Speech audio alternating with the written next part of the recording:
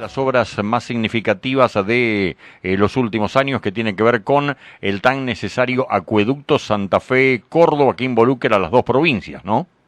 Bueno, sí, decimos, yo creo que en los últimos años, por lo menos en los últimos 10 años, es la única obra que podemos decir de Estado en Santa Fe que trascendió los gobiernos de distintos colores políticos, Antonio, porque es el primer acuerdo ya por el 2017 lo firma el entonces gobernador Lifchik con el gobernador Schiaretti de Córdoba, y es la única obra, o el único proceso de obra que se continúa. Sin dudas que lo de ayer es un hecho importante, falta mucho para que llegue el agua a nuestra región. Lo de ayer es la apertura de sobres de una licitación para el bloque 1 de la fase A. Claro. Entienda la gente que eso implica la toma de agua, la planta potabilizadora y el abastecimiento de agua para la ciudad de Coronda solamente. Es la primera de las primeras, es la primer parte de la primera etapa. Bloque A, primera etapa, es así. Es así.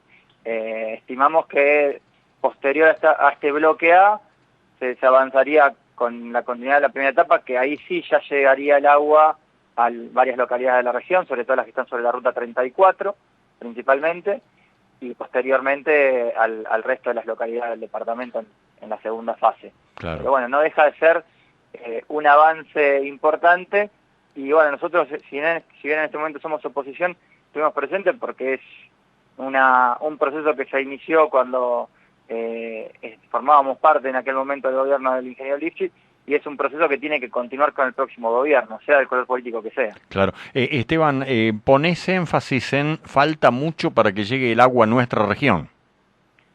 Yo digo que es un proceso, por ahí los títulos, a ver, esto es un hecho que no hay que quitarle importancia, pero en épocas de descreimiento de la política, donde abundan más los actos que las concreciones, también hay que decirle a la gente, decir, bueno, hace un par de meses atrás, el año pasado, ha hecho un acto para convocar convocar la licitación de este bloque A de la fase 1.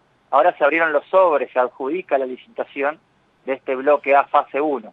O sea, falta tiempo, es un paso importante, pero no es que en los próximos meses se van a iniciar las obras que van a traer el agua con calidad. De falta tiempo para eso todavía. Claro. Esteban, ayer la teníamos a Marina al aire minutos antes de que salgan de que viajen a San Francisco, y planteaba Marina la posibilidad de poder consultar con el entorno del gobernador Perotti o con el mismo gobernador acerca de esto, cómo era el proceso, cómo eran las etapas y en qué tiempo, fundamentalmente porque Carlos Pellegrini está detrás de un importante recurso económico que viene de Nación, en este caso por una planta potabilizadora, pero también por una red de distribución de agua. Bueno, ayer los dos gobernadores lo dejaron en claro. Ahora también en simultáneo los gobiernos locales, sobre todo donde no existe red de agua interna, varias localidades de nuestro departamento sí tienen la red interna, por más que no tienen agua potable, en algunos casos tienen agua clorada, que es el caso de San Jorge, o en el caso del Trébol tiene agua potable, por ósmosis, ¿no es cierto?, tiene la red interna. San Martín de las Escobas tiene red interna, Colonia Belgrano tiene red interna, Cañada Rosquín tiene red interna, Sastre también, pero hay algunas de las localidades que ni siquiera tienen red interna. A ver, este proceso de acueducto deja caño en la puerta de los pueblos, pero es muy importante lo que está haciendo el gobierno de Carlos Pellegrini, porque se está adelantando este proceso, construyendo la red interna. A ver, este proceso de licitación no es que incluye la red interna de todas las localidades. Cada localidad tiene que construir su propia red interna para conectarse hablando en simple, al caño que va a quedar en la entrada de los pueblos, ¿no es cierto? Efectivamente. Bueno, ¿pudieron acceder, pudieron charlar con las principales autoridades? Sí, estuvimos presentes, quizás el acto fue bastante rápido. También nos quedó en claro, uno cuando está en el proceso, Antonio, y ve la inequidad que tiene nuestro país, ¿no es cierto? Decía el gobernador Schiaretti mientras de su discurso que esta es una obra que, bueno, va a abastecer a 54 localidades de Santa Fe y de Córdoba, más de 400.000 habitantes, y 450 millones de dólares hablaban. Y en realidad y tenemos dos gobiernos provinciales del centro del país, en la zona núcleo productiva, que se endeudan, porque esto es un crédito Kuwaití para la primera fase de 100 millones de dólares. Exacto. Cuando uno saca la cuenta de cuántos millones de dólares se fueron, o cuántas obras de estas se fueron en retenciones agropecuarias en los últimos 20 años de estos pueblos, que no tenemos agua. La verdad es injusta la lógica de nuestro país, que los gobiernos provinciales se tienen que endeudar para garantizar un derecho básico, mientras acá se dan millones y millones todos los años y no tenemos derecho al agua. Eso también a uno nos hace crujir las venas de un país que cada vez es menos federal y que toda la plata se va a Buenos Aires, y que para poder tener agua potable en nuestras localidades, los gobiernos provinciales tienen que acudir a un crédito, ¿no es cierto? Exacto. Esteban, hablamos y de alguna manera me parece que es importante, válido que te dirijas a los productores agropecuarios. ¿En qué instancia está la emergencia agropecuaria? Bueno, la emergencia en la provincia de Santa Fe está declarada para toda la provincia, digamos, incluida todo el territorio, o sea que los más de 20.000 productores están incluidos. Hemos visto el anuncio de parte del gobierno provincial y de parte del gobierno nacional de algunas asistencias, de parte del gobierno nacional para el sector tambero principalmente, y bueno, y la semana pasada estuvo el ministro, digamos, anunciando una asistencia para el sector, para el resto del sector productivo. Bueno, las lluvias de la última semana, sobre todo, han mejorado la situación, sobre todo de la soja, que tiene margen de recuperarse. Las pérdidas en maíz son muy grandes, bueno, ya veníamos de pérdidas también importantes en trigo, de arrastre. Obviamente que los recursos que nosotros planteamos, son insuficientes. Uno cuando saca cuenta y dice, tiene que ver con la optimización de los recursos, Antonio. Yo he pasado por los estudios de ustedes, recordás, antes de irnos al norte, y que estuvimos con Maxi Pullado recorriendo los departamentos del norte, y por ejemplo, para dar un ejemplo del departamento Vera, estuvimos en la Sociedad Rural de Vera, y en aquel momento le habían otorgado 55 millones de pesos para acarreo de agua, porque se estaban muriendo las vacas, Sí. que le iban a durar para 10 días aproximadamente. Y el presidente de la Sociedad Rural de Vera me decía, si estos 55 millones a nosotros nos lo hubieran dado 6 meses antes, hubiéramos hecho por lo menos 25 o 30 represas de agua, o cosecha de agua que le llaman allá, que le permitirían funcionar como reservorio de agua, y quizás no tenía que ni haber acarreado agua ni se hubieran muerto animales prácticamente. Lo que vemos es que necesitamos planificar la emergencia y no salir sobre la crisis. Sabíamos que había riesgo de crisis climática en gran parte de la provincia, quizás la ganadería y la lechería son los que más lo sufrieron inicialmente, y después del anuncio creemos que se queda corto. Nosotros sacábamos una cuenta del anuncio que la semana pasada hizo en varias localidades, no solamente acá en Cañada Rosquín, de la provincia, el ministro Costamaña. Además de que el monto es exiguo para lo que significa la producción agropecuaria, 700.000 pesos por productor, es un monto realmente muy, muy bajo a lo que hace a los costos productivos actuales, pero aparte hablan de un fondo de 700 millones. Antonio, o sea, para 700 millones de pesos, digo 700.000 es para asistir a 1.000 productores. Entonces hice la cuenta simple, sobre 365 localidades, y hacemos un promedio y decimos, son menos de 3 productores por localidad. Pues tenemos a toda la provincia entera en emergencia agropecuaria. Claro. Ahora, estamos de acuerdo en esto, Esteban.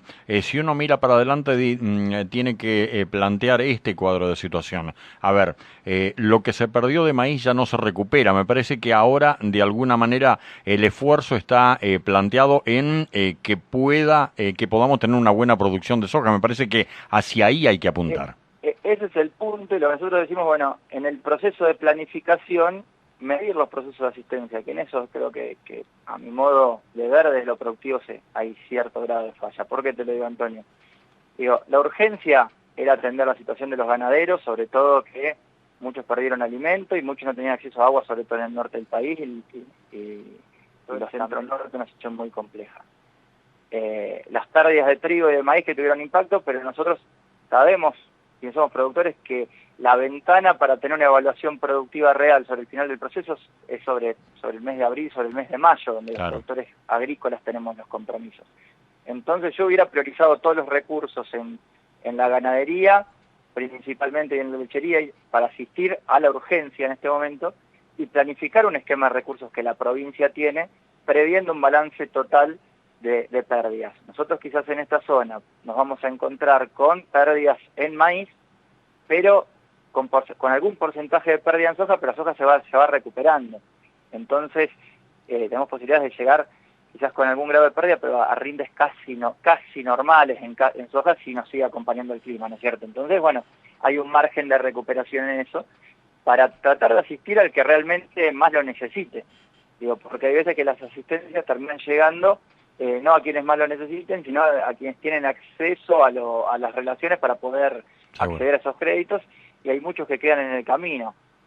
Hay zonas de la provincia, por ejemplo, el departamento de Constitución, parte del departamento de Caseros, que vienen de 3 sequías corridas, digamos, de perder prácticamente 3 cosechas al hilo, Antonio. Entonces, bueno, hay necesidades puntuales donde deberían atender la urgencia de esos productores, y bueno, uno no parece que se queja siempre, digo, no, tenemos que avanzar en la planificación.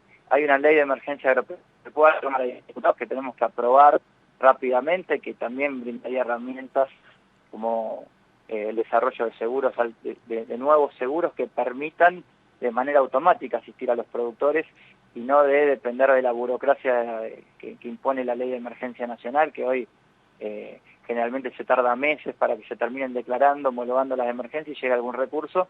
Entonces hemos tenido casos de que productores pasan de la emergencia en sequía a la emergencia por exceso hídrico, como ha sucedido en algunos años, permanente, y todavía no llegó ningún tipo de asistencia anterior.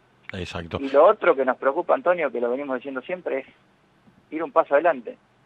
Están anunciando, bueno, que se está equilibrando el clima, pero que está la posibilidad de entrar en un proceso de lluvias intensos o de incremento de las lluvias. Y no se ha terminado el canal 446. Entonces yo me imagino a decenas de productores de Carlos Pellegrini, de Cañada Rosquini, de Piamonte principalmente, que son los que sufren las inundaciones permanentes, que vienen de sufrir la sequía, que si empieza a llover y el canal no está terminado se van a inundar de vuelta. Entonces, sí, es cierto. Vivimos de emergencia en emergencia y no planificamos a futuro. Es como nos decían en el norte, dice, a mí no me sirve que me den 500.000, 700.000 pesos ahora para darle a tomar al agua. Yo quiero tener la represa y la cosecha de agua para poder garantizar que las vacas van a tomar en la próxima sequía. Y lograr equilibrio, ¿no? Y lograr equilibrio y no estar de emergencia en emergencia. Y lo mismo acá. Digo, si no, venimos de una sequía muy mala, pero las obras hídricas no se hicieron y corremos riesgo de que los productores que cada 2 o 3 años se inundan y pierden prácticamente toda su cosecha, pasen de una sequía tremenda a volver a perder las cosechas por inundación. Y eso está en el latente, en los pronósticos y en el clima. Y vemos que no se está opcionando, y eso es una preocupación que a mí en lo particular es importante. Si no empezamos a planificar y a prever para adelante soluciones alternativas, y sobre lo que es posible accionar. Ahora, es manejable, pero se puede planificar el impacto sobre obras principalmente. Está bien, Esteban. Ahora, ustedes como legisladores, digo, hacen este tipo de presentaciones pidiendo, por ejemplo, que más allá de que estamos en una emergencia agropecuaria, de que estamos en un clima seco, de que necesitamos agua cuanto antes y demás, pero están planteando de que se retomen los trabajos, por ejemplo, en el canal 446, ¿o es una responsabilidad del Comité de Cuenca? No, en realidad es una responsabilidad general del Ejecutivo. Hay veces que se le cargan las responsabilidades al Comité de Cuenca, pero el Comité de Cuenca es una comisión de productores que debería tener como función mantener los canales. Acá se le ha trasladado la función de ejecutar obras demasiado grandes al Comité de Cuenca y que no son más que productores administrando recursos.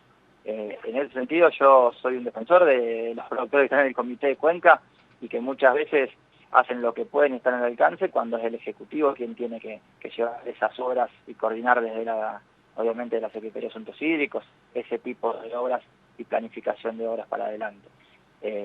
Sin duda nosotros venimos planteando estas situaciones, las vamos a reforzar, ahora en la apertura se vuelve al trabajo en extraordinarias, esperamos que posiblemente que la semana que viene va a haber sesión nuevamente en la Cámara de Diputados y vamos a avanzar en estos planteos que tienen que ver con prever obras hídricas, porque si se abre un periodo de lluvias, hay zonas que pasan de sequía a inundación muy rápido y de crisis a crisis, y que hay obras que podrían solucionar y atemperar estas situaciones sin ningún tipo de dudas, que necesitamos ejecutarla. Por eso es el 446 y el vergero que sigue cada vez más postergado.